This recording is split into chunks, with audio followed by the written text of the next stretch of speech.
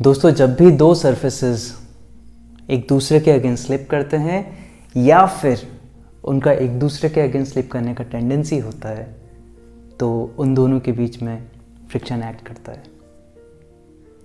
अगर फ्रिक्शन नहीं होता तो हम लोग चल नहीं पाते, हम लोग रुक नहीं पाते, हम लोग कार्स नहीं चला पाते, बाइक्स नहीं चला पाते, उनको टर्न नहीं कर पाते, साइकिल नहीं चला पाते हम लोग। अगर फ्रिक्शन नहीं होता और हम इसको पैडल करना स्टार्ट करते तो सिर्फ ये व्हील घूमता, साइकिल कभी आगे बढ़ ही नहीं पाती। नहीं, साइकिल को एक्सेलरेट कराने में फ्रिक्शन हेल्प करता है, उसको डिसेलरेट कराने में फ्रिक्शन हेल्प करता है। अगर हम कार्स में एक्सेलरेटर प्रेस भी करें और फ्रिक्शनलेस सरफेस पे अगर कार हो तो सिर्फ ये जो व्हील्स हैं ये रोटेट होंगे, वो कार कभी आगे बढ़ ही नहीं सकती फ्रिक्शन के बिना। तो फ्रिक्शन हेल्प करता है हमको हमारे बहुत सारे चीज़ों में। मेरा बस तुम लोगों से इतना कहना है कि फ्रिक्शन से इतनी नफरत मत किया करो, फ्रिक्शन इतना बुरा नहीं है। और आज के इस वीडियो में हमको स्टैटिक फ्रिक्शन और काइनेटिक फ्रिक्शन में डिफरेंस समझना है और कौन कौन सी सिचुएशन में स्टैटिक फ्रिक्शन एक्ट कर रहा है, कौन कौन सी सिचुएशन में काइनेटिक फ्रिक्शन एक्ट कर रहा है, इसको हम लोग आइडेंटिफाई बहुत अच्छे से कर पाएंगे इस वीडियो को देखने के बाद।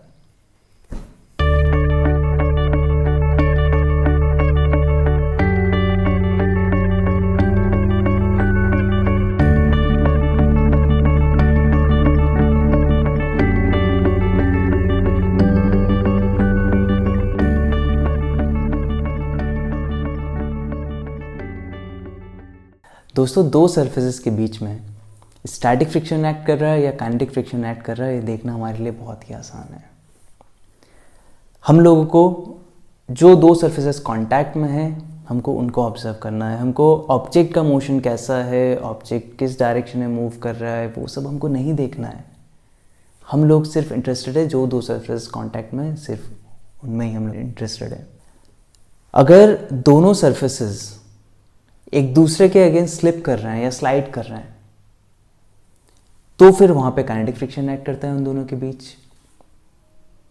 लेकिन अगर दोनों सरफेसेस स्लिप नहीं कर रहे हैं या स्लाइड नहीं कर रहे हैं एक दूसरे के अगेंस्ट, लेकिन स्लिप करने का टेंडेंसी है उनके बीच, इसका मतलब क्या है? इसका मतलब ये है कि अगर वहां पे स्मूथ सरफेसेस होते तो वो दोनों सरफेसेस एक दूसरे के अगेंस्ट स्लिप ही करते, स्लाइड ही करते, लेकिन अभी फ्रिक्शन की वजह से स्लिप नहीं कर रहे हैं।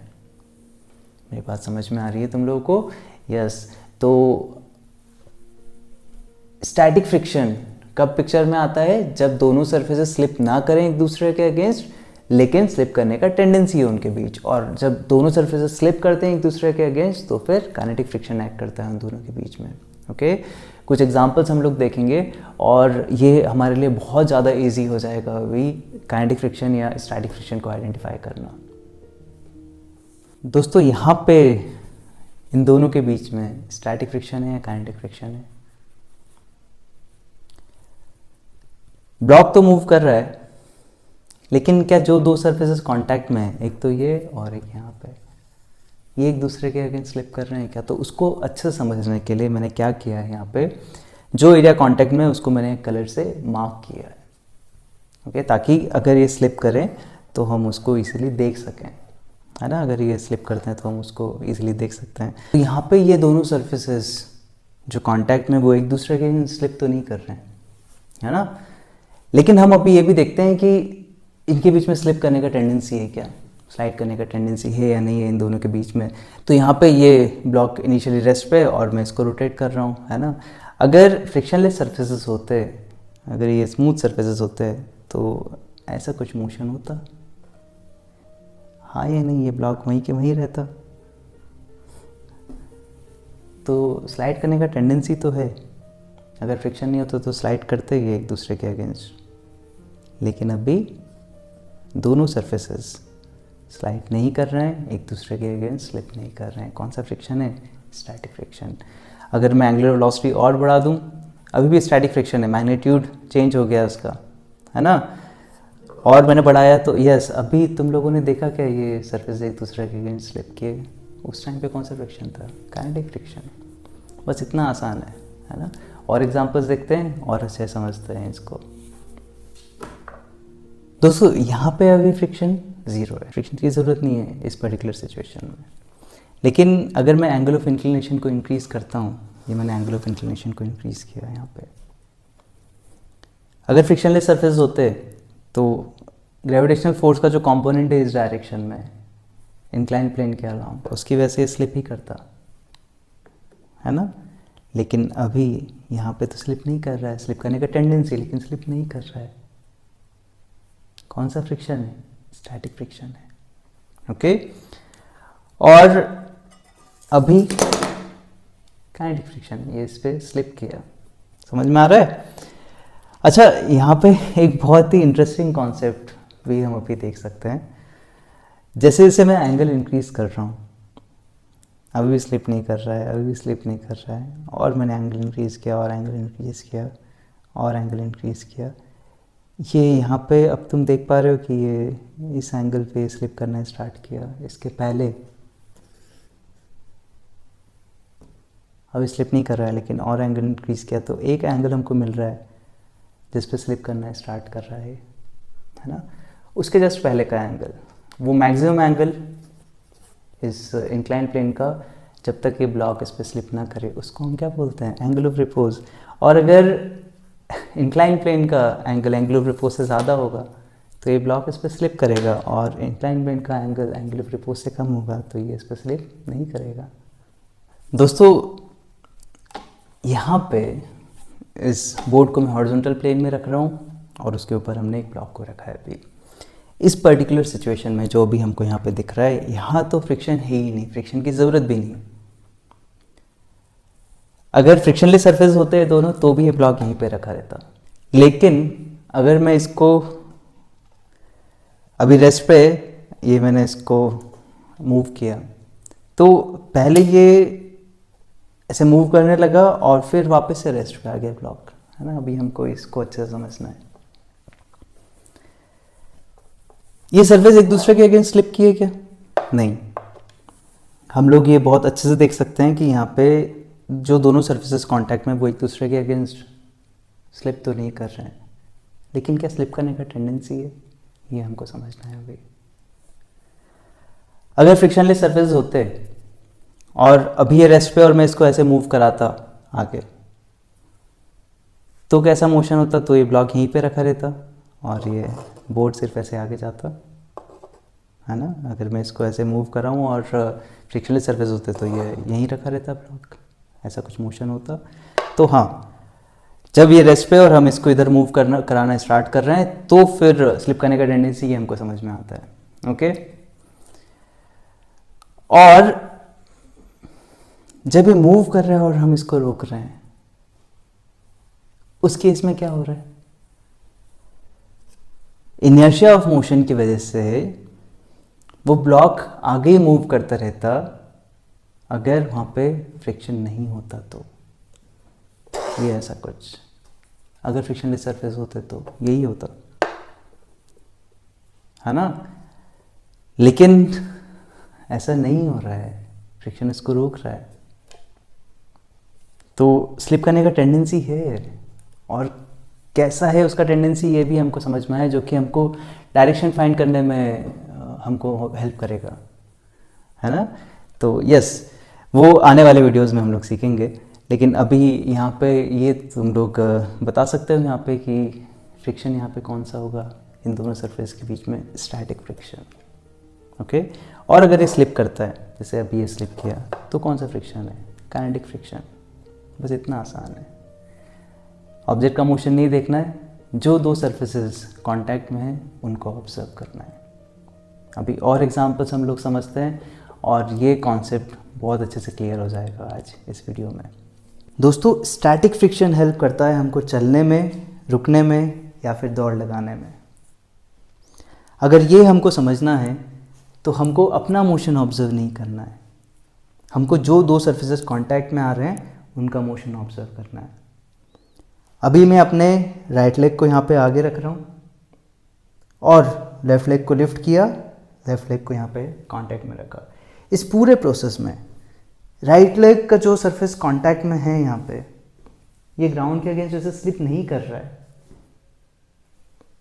जब तक ये कांटेक्ट में है राइट लेग, तब तक ये ग्राउंड के अगेंस्ट स्लिप नहीं कर रहा है। और ये कांटेक्ट लूज किया है राइट लेग ने, लेफ्ट लेग अभी कांटेक्ट में है ग्राउंड के साथ में, और अब ये जो लेफ्ट लेग है ये ग्राउंड के अगेंस्ट स्लिप नहीं कर रहा है।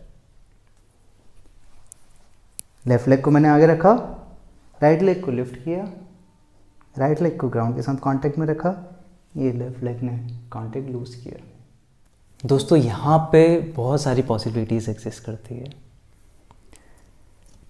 अगर इसके सेंटर ऑफ मास का वेलोसिटी मैं नॉन ज़ीरो रख रहा हूँ और एंगुलर वेलोसिटी अगर ज़ीरो रख रहा हूँ, प्योर ट्रांसलेशनल मोशन होगा इसका, तो उस केस में जो भी पॉइंट कांटेक्ट में आएगा टेबल के, वो टेबल के अगेंस्ट स्लिप करेगा। कौन सा फ्रिक्शन होगा? काइनेटिक फ्रिक्शन, है ना। लेकिन सेंटर ऑफ मास का वेलोसिटी ज़ीरो रखूं और angular velocity non zero, pure rotational motion perform कर रहा है ये, तो जो भी पॉइंट्स कांटेक्ट में आ रहे हैं अभी टेबल के, वो सारे पॉइंट्स टेबल के अगेंस्ट स्लिप कर रहे हैं। कौन सा फ्रिक्शन होगा? काइनेटिक फ्रिक्शन होगा, है ना। यहां पे ये पॉसिबिलिटी भी एग्जिस्ट करती है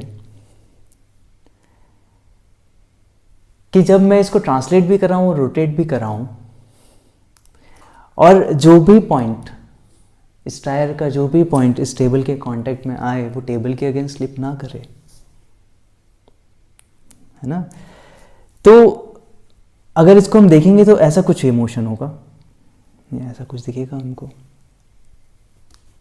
ये पॉइंट यहाँ पे कांटेक्ट में आ रहा है, ये ऐसे स्लिप नहीं कर रहा है, ये बस कांटेक्ट में आया और फिर ये ऊपर उठ गया, फिर दूसरा पॉइंट कांटेक्ट में आया, वो फिर ऊपर उठ गया, फिर ये नेक्स्ट पॉइंट कांटेक्ट में आया, ये ऊपर उठ गया, ये ऐसा कुछ मोशन होगा, है ना।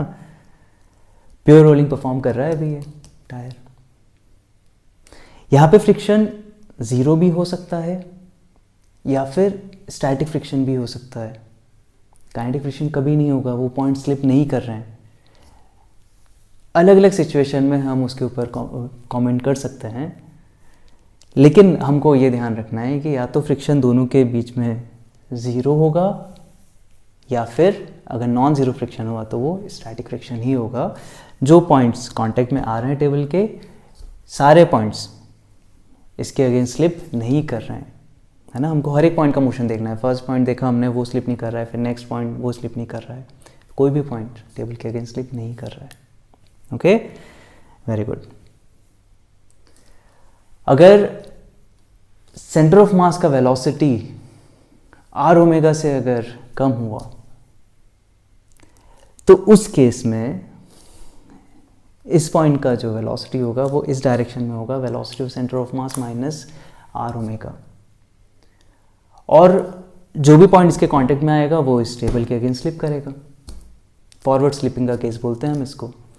अगर पॉइंट स्लिप ना करें तो ऐसा कुछ मोशन होगा जो अभी हमने देखा, है ना। लेकिन फॉरवर्ड स्लिपिंग के केस में ये ऐसा कुछ मोशन होगा, ये यहाँ पे होना चाहिए था अगर स्लिप नहीं करते सारे पॉइंट्स। तो एक बार फिर से देखते हैं। Velocity of centre of mass R omega से क्या है, ज़्यादा है, तो ये फॉरवर्ड स्लिपिंग का केस है। कौन सा फ्रिक्शन होगा यहाँ पे? Kinetic friction. अगर आर ओमेगा का value velocity of centre of मास से ज़्यादा हो जाए तो उस केस में इस पॉइंट का नेट वेलोसिटी होगा R omega minus velocity of centre of mass backward direction में, और ये पॉइंट भी स्लिप करेगा। वैसे सारे पॉइंट्स इस टेबल के अगेंस्ट स्लिप करेंगे, है ना। तो उसका ऐसा कुछ मोशन होगा। ये कौन सा फ्रिक्शन है? Kinetic friction. एक बार फिर से देखते हैं। अगर स्लिप नहीं करते तो ऐसा कुछ होता मोशन, है ना। लेकिन अभी ऐसा कुछ है इसका मोशन, बैकवर्ड स्लिपिंग का केस है। Very good. जनरली जब भी हम लोग अपने आसपास टायर्स को मूव करते हुए देखते हैं तो वहाँ पे जो टायर का मोशन होता है वो इसी फैशन में होता है कि जो भी पॉइंट ग्राउंड के कांटेक्ट में आता है वो उसके अगेंस्ट स्लिप नहीं करता है ना। हमेशा ऐसा नहीं होता है, कुछ कुछ केसेस में ऐसा भी होता है कि वो स्लिप करते हैं ग्राउंड के अगेंस्ट, लेकिन जो हमको आसपास दिखता है उसमें बहुत सारे केसेस में ऐसा होता है कि वो टायर्स ऐसे स्लिप नहीं करते हैं ग्राउंड के अगेंस्ट, है ना। तो वहाँ पे फ्रिक्शन या तो ज़ीरो होगा या फिर अगर फ्रिक्शन होगा ग्राउंड के बीच में और टायर के बीच में तो कौन सा होगा, स्टैटिक फ्रिक्शन होगा। इस बात को हमको ध्यान रखना है।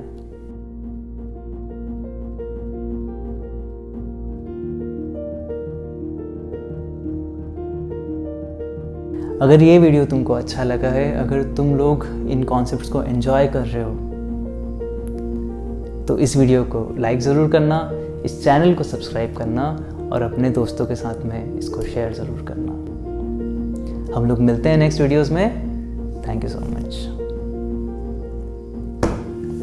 जो फुटप्रिंट्स हमको मिलते हैं उससे भी हम लोग ये समझ सकते हैं ना कि स्टैटिक फ्रिक्शन एक्ट करता है दोनों सरफेस के बीच में, क्योंकि सरफेस एक दूसरे के अगेंस्ट स्लिप नहीं करते हैं। अगर ऐसे कुछ हमको फुटप्रिंट्स मिलते तो इसका मतलब सरफेस स्लिप किए, लेकिन जो फुटप्रिंट्स हमको मिलते हैं चलते वक्त उससे हम लोग ये समझ सकते हैं कि सरफेस के बीच में स्लिपिंग नहीं हो रही है, सरफेस स्लाइड नहीं कर रहे हैं। बहुत अच्छा।